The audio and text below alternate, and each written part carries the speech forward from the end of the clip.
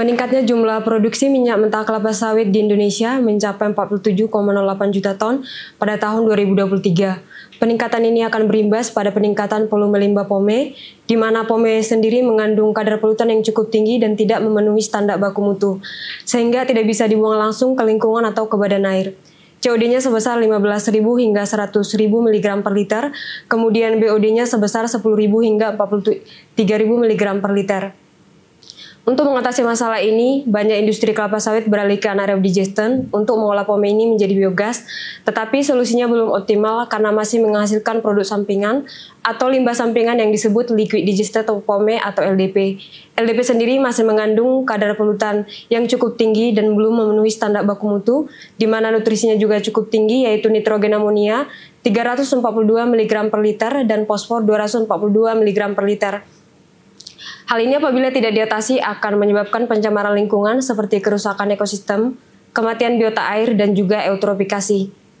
Pemerintah telah menetapkan standar baku mutu limbah industri minyak sawit, yaitu COD sebesar 350 mg per liter, kemudian BOD-nya sebesar 100 mg per liter.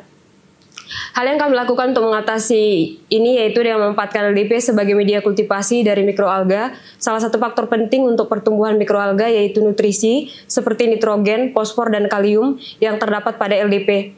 Dengan melakukan kultivasi ini harapannya bisa menurunkan kadar polutan agar sesuai standar baku mutu, kemudian juga meningkatkan jumlah produksi biomasa dari mikroalga. Mikroalga sendiri adalah jenis tanaman yang bisa dimanfaatkan dalam berbagai aplikasi seperti bioetanol, biogas, biodiesel, dan juga di bidang peternakan.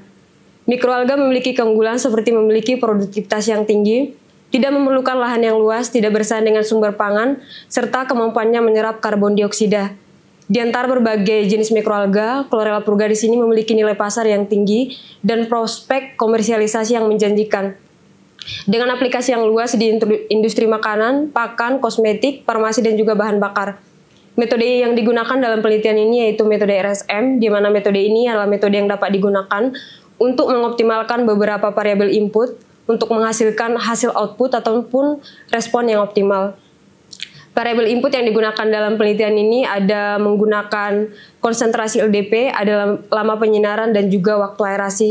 Sementara untuk variabel output atau responnya ada penurunan COD, penurunan BOD, kemudian jumlah kepadatan sel.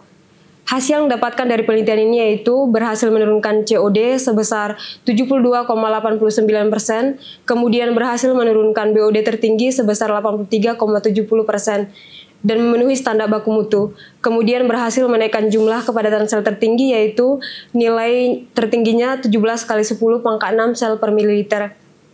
Dengan demikian, penelitian ini berhasil untuk berkontribusi dalam lingkungan yang ramah lingkungan dan berkelanjutan.